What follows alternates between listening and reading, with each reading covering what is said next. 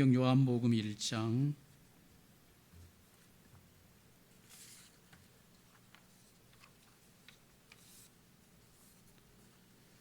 43절로 51절에 있는 말씀을 같이 나누겠습니다.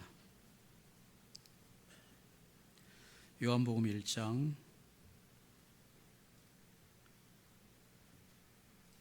43절로 51절입니다. 찾으셨으면 우리 한 목소리로 함께 말씀을 합독합니다. 이튿날 예수께서 갈릴리로 나가려 하시다가 빌립을 만나 이르시되 나를 따르라 하시니 빌립은 안드레와 베드로와 한 동네 벳세다 사람이라. 빌립이 나다나엘을 찾아 이르되 모세가 율법에 기록하였고 여러 선지자가 기록한 그 일을 우리가 만났으니 요셉의 아들 나사렛 예수시니라. 나다나엘이 이르되 나사렛에서 무슨 선한 것이 날 수 있느냐. 빌립이 이르되 와서 보라 하니라. 예수께서 나다나엘이 자기에게 오는 것을 보시고 그를 가리켜 이르시되 보라, 이는 참으로 이스라엘 사람이라. 그 속에 간사한 것이 없도다. 나다나엘이 이르되 어떻게 나를 아시나이까. 예수께서 대답하여 이르시되 빌립이 너를 부르기 전에 내가 무화과 나무 아래 있을 때에 보았노라. 나다나엘이 대답하되 랍비여, 당신은 하나님의 아들이시요 당신은 이스라엘의 임금이로소이다. 예수께서 대답하여 이르시되 내가 너를 무화과 나무 아래에서 보았다 함으로 믿느냐. 이보다 더 큰 일을 보리라. 또 이르시되 진실로 진실로 너희에게 이르노니 하늘이 열리고 하나님의 사자들이 인자 위에 오르락내리락 하는 것을 보리라 하시니라. 아멘. 오늘 요한복음 1장 43절로 51절에 있는 말씀으로 이보다 더 큰 일을 보리라 제목으로 함께 말씀을 나누기를 원합니다. 세계적인 현 부호인 마이크로소프트 회사의 창업자인 빌 게이츠는 1973년에 하버드 대학에 입학해서 법학과를 다녔습니다. 그런데 이 빌 게이츠가 하버드 법학과를 다니다가 그 하버드 법학과를 중퇴하고 회사를 창업하게 됩니다. 여러분에게 물어보겠어요. 이 빌 게이츠가 하버드 대학교 법학과를 계속 다니는 게 좋겠어요? 그만두고 창업을 하는 게 좋겠어요?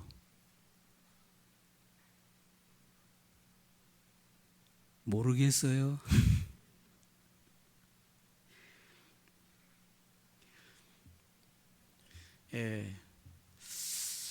빌 게이츠가 하버드라고 하는 대단한 대학에 법학과를 들어간 것도 참 대단한데 거기 법학과를 나와서 법관이 되었어 지금까지 살았더라면 우리가 하버드 이 빌 게이츠의 이름을 기억이나 할 수 있을까? 저나 여러분이 알 수 있을까? 아니면 세계적인 부호가 될 수 있거나 아니면 이 세계적인 그런 큰 일을 감당한 사람으로 우리가 알 수 있을까 싶죠. 그런데 그는 하버드 대학을 중퇴하고 그만두고 회사를 창업하게 되는 것입니다. 왜 그렇습니까? 당시에 이제 초창기 때 이 컴퓨터라고 하는 세상을 이 빌 게이츠가 깨닫게 되고 알게 되고 이게 1973년도니까 이미 그때 이 컴퓨터라고 하는 세상을 알게 되고 이 컴퓨터가 앞으로 미래에 어마어마한 일을 할 것이다 라고 하는 비전을 보게 된 것이죠. 그래서 그는 정말 세상 사람들이 가기 힘들다는 하버드, 그것도 법학, 그것을 과감하게 버릴 수 있는 용기가 생긴 겁니다. 아무것도 본 것이 없는데, 아무것도 보이는 것이 없는데 하버드 법학과를 그만둘 리는 있을까요, 없을까요? 없겠죠. 그런데 세상 사람들이 그렇게 대단하다고 하는 그 하버드 법학과를 그만두고 뭔가를 달려갈 때에는 그것보다도 더 뭔가 큰 세계가 그의 눈에 보였다는 겁니까? 안 보였다는 겁니까? 보였다는 겁니다. 그러니까 그걸 포기할 수 있는 용기가 생기고 그걸 향해 도전할 수 있는 용기가 생긴 것입니다. 맞습니까? 여러분에게 물어보겠습니다. 여러분 요즘 뭐가 보입니까? 안 보입니까? 무엇인가를 포기하고 무엇인가를 내려놓을 수 있는 사람은 뭔가가 새로운 것이 보았기 때문에 가능한 것이고 그 새로운 것에 대한 그런 비전이 보이기 때문에 기존에 있는 것을 내려놓을 수가 있는 것입니다. 보이지 않는다면 포기할 수도 없습니다. 맞습니까, 여러분? 보이지 않는데, 새로운 것이 보이지 않는데 어떻게 내가 기존에 잡고 있는 걸 놓을 수가 있겠어요? 못 놓지요. 뭔가 새롭고 놀라운 새 비전의 새로운 가치가 그의 마음속에, 그의 눈에, 그의 인생에 보이기 때문에 그는 그동안에 붙들고 있는 것을 놓을 수 있는 과감한 용기가 있는 겁니다.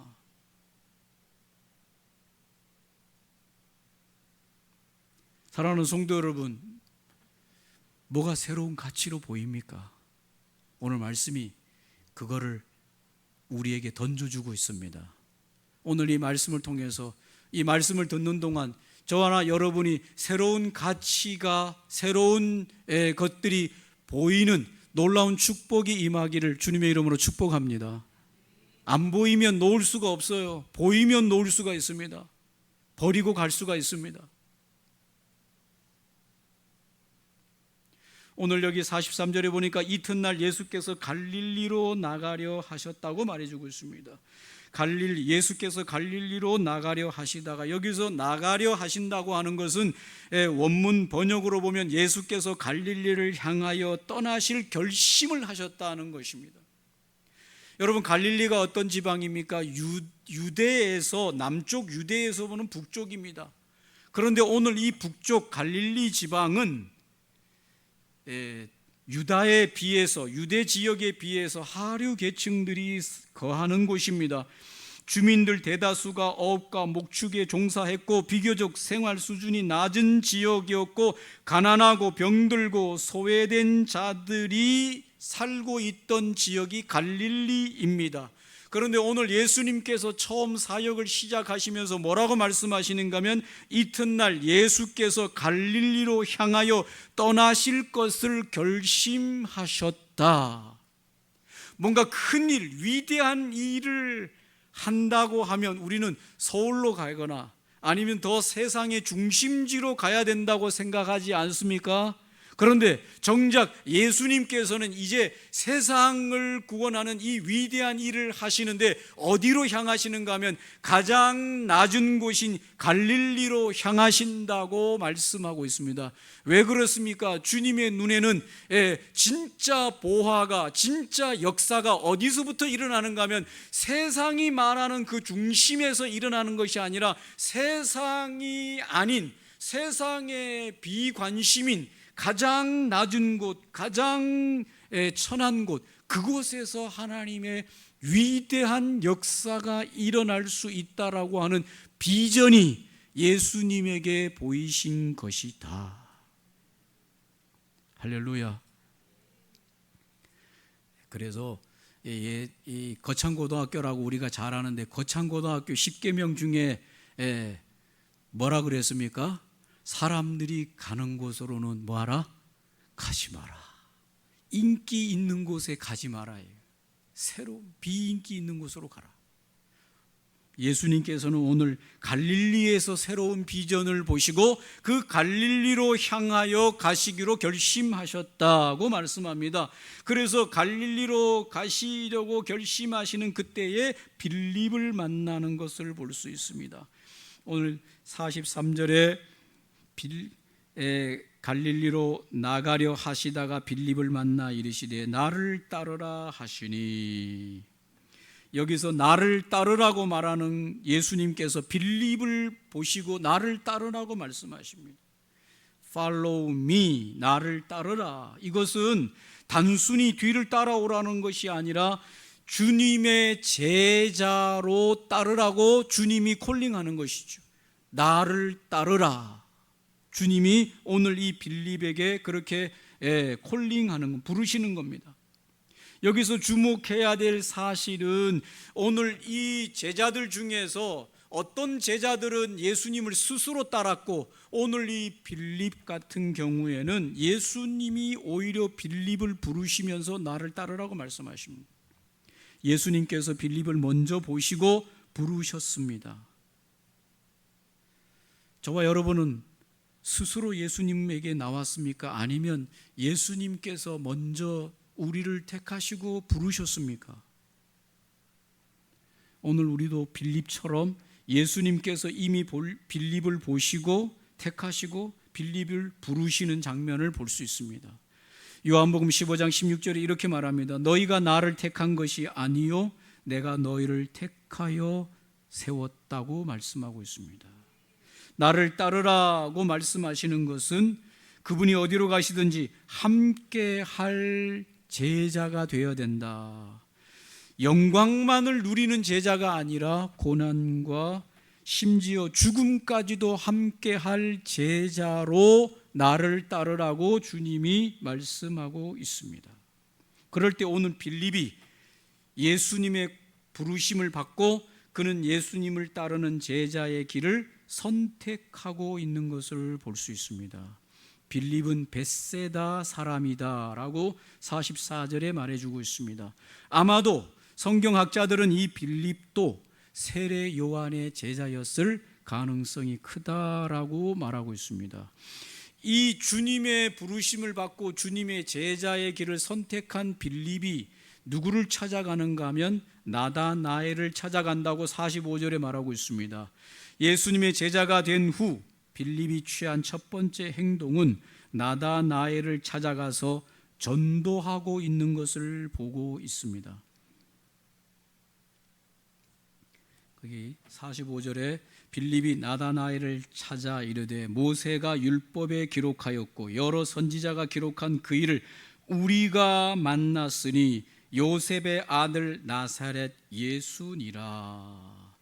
여기서 오늘 모세가 율법에 기록하였던 여러 선지자가 기록한 그 이라고 하는 말은 이 유대인들이 들었을 때 누구로 들리는가 하면은 이 말이 메시아, 그렇게 우리가 고대하고 오기로 사모하고 있는 메시아를 의미하는 겁니다. 모세가 율법에 기록한 그분 메시아를 말하는데 빌립이 누구를 만났다고 말하는 겁니까? 나다나엘에게 메시아를 우리가 만났다. 얼마나 대단한 일입니까? 근데 그 메시아가 누구라고 이야기하는가 하면 나사렛의 예수다라고 말합니다.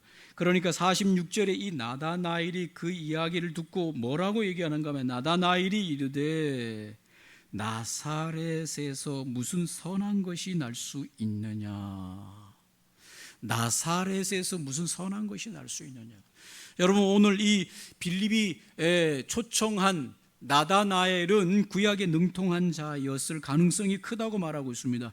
메시아가 유대 땅 베들레헴에서 날 것을 알고 있었다고 볼 수 있습니다. 그러므로 이 정통 유대인들에 의하여 마치 이방 땅처럼 취급되었던 갈릴리 지방에서 무슨 메시아가 날 수 있단 말이냐라고 나다나엘이 딱 잘라서 거절하는 것이죠. 그렇게 할 때 빌립이 와 보라고 말합니다. 그래서 빌립이 나다나엘을 예수님 앞으로 데려갈 때 예수님께서 이 나오는 나다나엘을 보시고 예수께서 나다나엘이 자기에게 오는 것을 보시고 그를 가리켜 이르시되 보라 이는 참으로 이스라엘 사람이라 그 속에 간사한 것이 없도다. 처음 대면합니다. 그런데 예수님이 나다나엘을 딱 보자마자 저 속에 간사한 것이 없고 저는 참 이스라엘 사람이다 라고 말씀하십니다. 어떻게 나를 아십니까? 라고 나다나엘이 말하는 거죠. 여러분 그렇습니까? 안 그렇습니까? 처음 보는데 처음 보자마자 나다나엘에 대하여 나다나엘의 인생 과거를 다 아시는 거예요. 얼마나 놀랍습니까? 그러니까 나다나엘이 나를 아십니까? 그렇게 물어보는 것이죠. 그러니까 예수님께서 뭐라고 말합니까? 48절에 더 놀라운 말씀을 하셔요. 나다나엘이 이르되 어떻게 나를 아시나이까? 예수께서 대답하여 이르시되 빌립이 너를 부르기 전에 네가 무화과 나무 아래 있을 때 보았노라. 이 무화과 나무 아래에 있을 때 봤다고 하는 말이 무엇이냐? 이 무화과 나무는 이스라엘에서 흔하게 볼 수 있는 수종입니다만은 유대 민족의 번영을 상징하는 나무이기도 하면서 이 무화과는 잎이 무성해서 그 그늘이 많았는데 그 그늘 아래에서 주로 이 유대인들 중에서 율법을 배우고 기도하고 명상하는 사람들이 그 경건한 유대인들이 모여서 그곳에서 기도하는 오래된 관습이 있다고 합니다. 그래서 나다나엘이 무화과 나무 아래에서 말씀을 묵상하고 기도를 하는 것을 이미 예수님께서 보셨다라고 말씀하시는 것은 그가 메시아의 오심을 소망하면서 경건한 인생으로 지금까지 살아온 그 신앙생활을 한마디로 말하는데 네가 무화과 나무 아래에 있었던 것을 내가 안다고 말하는 거예요. 이거는 나다나엘의 모든 과거를 주님이 아시고 계시다는 말을 하고 있는 겁니다. 여러분, 주님은 저와 여러분을 다 아십니다. 이미 태어나기 전부터 태어날 때 태어나서 지금까지 우리가 어떤 인생으로 살아온지를 주님은 다 아시고, 아멘입니까? 아시는데 어떻게 해야 되겠어요? 옆에 분도 나를 잘 몰라요. 남편도 아내 잘 모르고 아내도 남편도 한평생 살아도 잘 모릅니다.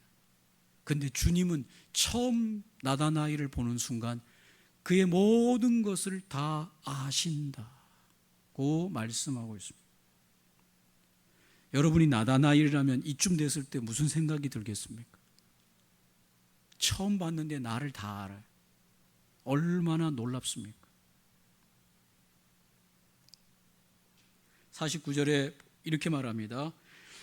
나다나엘이 대답하되 라삐여 당신은 하나님의 아들이시요 당신은 이스라엘의 임금이로소이다. 아까 나다나엘이 빌립이 우리가 메시아를 만났다 와서 가보자라고 말할 때 나다나엘이 뭐라 그랬어요? 나사렛에서 무슨 선한 인재가 인물이 날 수 있겠냐? 강릉에서 무슨 인재가 나겠어요? 그래요, 안 그래요? 대답을 안 하시네. 자존심 상하신가 봐. 여러분, 강릉에서 인재 날 수 있습니다. 아멘입니까? 예. 세상에 내놓을 만한 인재는 아닐지라도 하나님이 찾으시는 인재는 날 수 있어요. 그러니까 나다나엘이 이쯤 됐는데 자기를 그렇게 분명하게 아니까 나다나엘이 예수님 앞에, 처음에는 나사렛에서 무슨 선한 인재가 나겠냐고 했던 나다나엘이 이제 예수님 앞에 완전히 엎드려서 그가 고백하는데 그 고백은 참 대단한 고백이지요. 나다나엘은 이제 예수님이 아무도 범접할 수 없는 신성을 가지신 하나님의 아들인 것을 분명하게 고백한 것이죠. 당신은 하나님의 아들이시요 당신은 이스라엘의 임금이로소이다. 베드로가 예수님을 처음 대면할 때도 그랬잖아요. 그물을 깊은 데 가서 던지라 그래서 던졌더니 그곳에 원래 이 시간에는 고기가 없어야 되는데 그물을 던졌을 때 그물이 찢어지기까지 잡혔을 때 베드로가 큰 충격에 휩싸이고 그가 예수님 앞에 쫓아와서 무릎을 꿇으면서 나는 죄인으로소이다 나를 떠나소서. 여기 진짜 떠나라는 말이 아니라 당신이 정말 메시아인 것을 고백하면서 그 앞에 자기 자신을 깨트리는 것이죠. 주님을 만난 자들의 증상이에요. 주님이 얼마나 대단하고 위대하고 크고 주님이 얼마나 놀라운 분인지를 조금이라도 깨닫는 자들이 그 앞에서 다 동일하게 엎어지는 것이, 꺾어지는 것이, 인생이 꺾어지는 것이. 너무 강렬한 빛 앞에서 이 작은 빛들이 그냥 존재를 잃어버리듯이 이 강렬하신 주님 앞에서 인생, 어떤 인생이든지 간에 그 앞에 꺾어지는 겁니다. 그리고 나는 아무것도 아닙니다. 나는 아무것도 아닌 인생입니다. 이렇게 꺾어지는 것이. 이 강렬한 빛을 못 본 사람은 아직도 내가 가지고 있는 이 빛이 큰 줄 알아요. 뭐가 대단한 줄 알아요. 맞습니까? 그러나 진짜 강렬한 빛을 본 사람은 내가 가지고 있는 나에게서 일어나는 이 빛이라고 하는 것은 진짜 아무것도 아니라고 하는 걸 알고 그 강렬한 빛 앞에 자기 자신을 꺾는 거죠. 이건 주님을 만났던 사람들의 동일된 역사예요. 여러분 주님을 만났습니까? 주님이 보입니까? 그 강렬한 빛이 보여야 돼요. 안 보이면은 계속 내가 강렬한 빛인 줄 알아요. 뭐 세상 사람이 강렬한 빛인 줄 알아요. 그러나 진짜 강렬한 빛을 만나면 우리가 그 앞에 꺾이게 되어 있어요. 오늘 나다나엘은 그렇게 꺾였습니다. 그런데 주님이 나다나엘에게 더 놀라운 말을 50절에 합니다. 여러분, 이 나다나엘의 과거를 다 아시고 말을 할 때 나다나엘이 주님 앞에 꺾이면서 나는 정말 아무것도 아니고 당신은 하나님의 아들이소이다 이렇게 고백할 때 주님이 나다나엘 보고 더 놀라운 얘기를 합니다. 50절에 51절까지 한번 여러분 목소리를 한번 읽어보겠습니다. 50절 51절 시작. 예수께서 대답하여 이르시되 내가 너를 무화과 나무 아래에서 보았다 함으로 믿느냐? 이보다 더 큰 일을 보리라. 또 이르시되 진실로 진실로 너희에게 이르노니 하늘이 열리고 하나님의 사자들이 인자 위에 오르락 내리락 하는 것을 보리라 하시니라. 여러분 오늘 예수님께서 자기를 이제 찾아 나오는 나다나엘을 향해서 이런 일을 말씀하신 이후에 그 앞에 엎드려진 제자로서의 이제 자기 자신을 존재를 깨닫고 엎드린 나다나엘에게 더 놀라운 비전을 주시는데 뭐라고 말합니까? 네가 무화과 나무 아래에서 보았다 함으로 믿느냐? 이보다 더 큰 일을 너에게 보여줄 것이다. 그 일이 뭡니까? 진실로 진실로 너희에게 이르노니 하늘이 열리고 하나님의 사자들이 인자 위에 오르락 내리락 하는 것을 네가 보게 될 것이다. 놀라운 말씀을 하게 되는 것이죠. 오늘 성경에 보면 이 놀라운 것들을 본 자들이 몇 사람 나타나는 것이죠. 그들은 보통 사람들이었어요.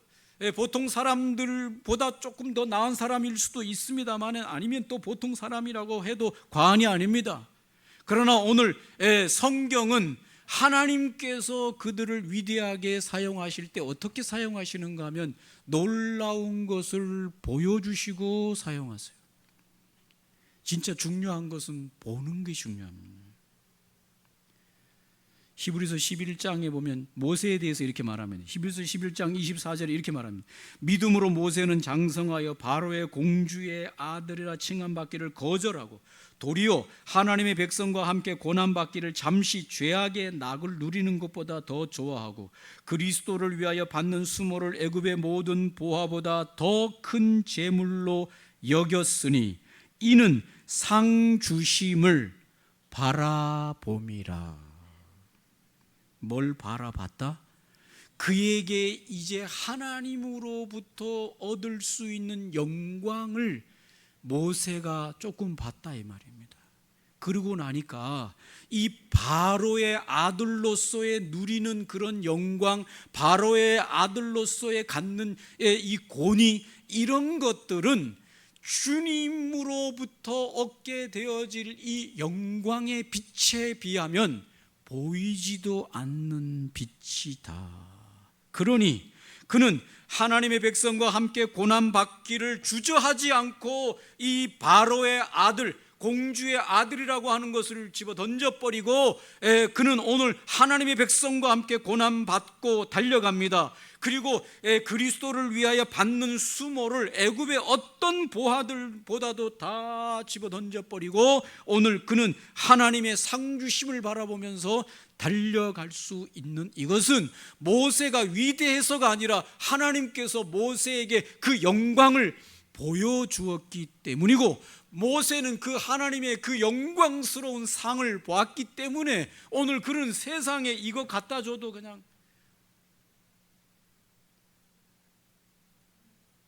맞습니까 여러분? 사도 바울이 자기 자신을 향하여 빌립보서에서 뭐라고 고백하고 있습니까? 그러나 무엇이든지 내게 유익하던 것을 내가 그리스도를 위하여 다 해로 여길 뿐더러 또한 모든 것을 해로 여김은 내 주 그리스도 예수를 아는 지식이 가장 고상하기 때문이라. 내가 그를 위하여 모든 것을 잃어버리고 배설물로 여김은 그리스도를 얻고 그 안에서 발견되려 함이라. 여러분, 제가 설교 초창기 때 뭐라 그랬습니까? 마이크로소프트 회사 창업자가 하버드대 법대를 때려치우고 뭔가를 가는 데는 그의 눈에 뭔가가 보였기 때문이라 그랬잖아요. 오늘 모세가 하나님의 백성과 함께 당한 이 고난을 선택한 것도 모세의 눈에 뭔가를 하나님이 보여주신 것이죠. 오늘 사도 바울도 이 세상에 귀한 모든 것, 귀한 것들을 배설물로 여기고 뭔가 그리스도를 붙잡고 가는 데는 그의 눈에 뭔가가 더 대단한 것이 보여졌기 때문에 가능한 것입니다. 이게 안 보여지는데 어떻게 자기가 지금 현재 붙잡고 있는 걸 버릴 수 있겠어요? 버리지 못해요. 이게 보여야만, 이걸 그냥 버리지 말라 그래도 이건 던지고 새로운 것을 붙들게 되어 있습니다. 여러분, 오늘 하나님께서 자기를 따르는 나다나엘에게, 나다나엘이라 내가 너에게 앞으로 더 놀라운 것들을 너에게 보여주리라. 하늘이 열리고 하나님의 사자들이 인자 위에 오르락내리락 하는 것을 너에게 보여주리라. 하늘 영광을 보여준다는 것이죠. 여러분, 오늘 하나님께서 요셉을 저 보디발의 집에 애굽으로 보낼 때, 요셉을 보낼 때 요셉이 아무것도 없이 그곳으로 끌려간 게 아닙니다. 이미 하나님께서는 소년 요셉에게 꿈을 보여주었습니다. 뭔가를 보여주었어요. 그리고 그 보여준 것을 계속해서 붙들고 그 애굽에서 살아가도록 하나님이 허락하십니다. 더 큰 가치, 더 큰 영광, 더 영원한 가치, 더 영광을 보게 하시고 그 길을 가게 하십니다. 여러분, 오늘 성도들이 이 세상을 살아가면서 우리가 제대로 못 살아요, 제대로 안 돼요, 세상을 계속 붙들고 있어요, 안 돼요, 이렇게 하는 이유는 뭡니까? 더 놀라운 것이 눈에 아직 보이지 않았거나 조금밖에 보이지 않아서 그래요. 더 놀라운 것들이 보이면 기존에 있던 어떤 것들든지 그거 붙잡고 있는 것들이 놓게 되어 있고 그 놀라운 것들을 붙드는 것이 인생들입니다. 맞습니까 여러분? 우리가 정말 보고 싶은 게 뭡니까 여러분? 오늘 성경의 인물들이 보았던 하늘 영광을 보기를 원합니다. 맞습니까? 스데반이 죽을 때 하느님께서 스데반에게 딱 하나 보여주는데 죽을 때 억울하잖아요. 예수님을 위해서 복음 증거하다가 예수를 위해서 신앙생활하다가 돌에 맞아 죽을 때 여러분 인간적으로 억울하겠어요? 안 억울하세요? 억울하죠. 그런데 하나님께서 그 순간에 혹시라도 스데반이 실수할까봐 하나님께서 돌로 때려 죽이려고 하는 그 위험한 순간에 하나님께서 스데반에게 뭘 열어주셔요? 하늘 영광을 열어주세요. 그게 딱 보이는 순간 내가 예수 전하다가 돌 맞아 죽는 게 억울할까요? 안 억울해요. 할렐루야. 조금만 늦었으면 제가 실수할 뻔했네요. 아유, 내가 복음 전하다가 예수 위에 살다가 지금 이게 뭔 꼴이냐, 이렇게 할 뻔한 그 순간에 하나님이 눈을 확 열어주시는데 하늘 영광 보여주시고, 주님이 보좌 위에서 스데반이 오기를 기다리시는 그 하늘 영광을 보여줄 때 스데반이 어떻겠어요? 할렐루야 하면서 환한 웃으면서 돌 맞아 가는 거죠. 이게 안 보여주는데 어떻게 웃으면서 갈까요? 맞습니까, 여러분? 할렐루야. 같이 신앙생활에도 같이 주리를 위해서 애쓰고, 같이 복음을 위해서 애쓰고, 같이 주님의 나라를 위해서 애써도 어떤 사람은 그냥 죽을 맛으로 얼굴 보면 그냥 날마다 그냥 죽을 상으로 주님의 일을 하는 사람이 있는가 하면, 어떤 사람은 날마다 그냥 찬양 부르면서 즐거우면서 하는데 그 차이가 어디에 있는 줄 아세요? 보는 사람하고 못 보는 사람의 차이예요. 뭐가 보이는 사람은 막 하늘 영광 바라보며 주님과 함께 가는데, 안 보이는 사람은 안 보이니까 주의 일을 하긴 해야 되겠는데 보이지는 않고 답답한 거죠. 원하기는 하늘 영광이 보여주시기를 축복합니다. 보여달라고 기도하시기 바랍니다. 안 보이면 누군들 안 힘들겠어요. 안 보이는데 힘들죠. 그러나 보이면 쉽습니다. 주님이 뭐라고 말합니까? 하늘 문이 열린 걸 너에게 보여주리라. 하늘 영광을 너에게 보여줄 것이다. 그러면 우리가 무엇을 구해야 되겠습니까, 여러분? 하늘 영광을 열어주시옵소서. 하나님의 가치, 영원한 가치가 열리게 해주시옵시고, 날마다 매일매일의 삶 속에서 주님을 믿고 날아가는 삶 속에서 하늘 영광을 보는 주님의 제자로 살아가게 하여 주시옵소서. 영원한 가치, 하늘의 가치를 보면서 오늘 내가 한숨 쉬면서 살아가는 것이 아니라 오늘 나에게 주어진 이 모든 사명을 감당하게 하여 주시옵소서. 저의 기도의 제목이 하늘 영광을 비추어 주시옵소서. 뭘 해주기를 원하느냐? 주여, 다른 거 필요 없습니다. 장차 주님이 나타나 보여주실 하늘 영광을 보여주시면 이 땅에서 그냥 삶이 새털처럼 가볍게, 아무리 고난과 환난과 시련이 와도 새털처럼 가볍게 살아갈 수 있습니다. 여러분, 오늘 초대교회가 로마의 박해로부터 그렇게 고난과 핍박이 올 때 하나님께서 주신 게 뭡니까? 요한계시록이죠. 요한계시록이 뭡니까? 하늘 영광을 보여주는 거예요. 오늘 제자 이 요한을 데리고 주님께서 하늘 영광을 보시고 너는 이것을 기록해서 교회에게 보내라.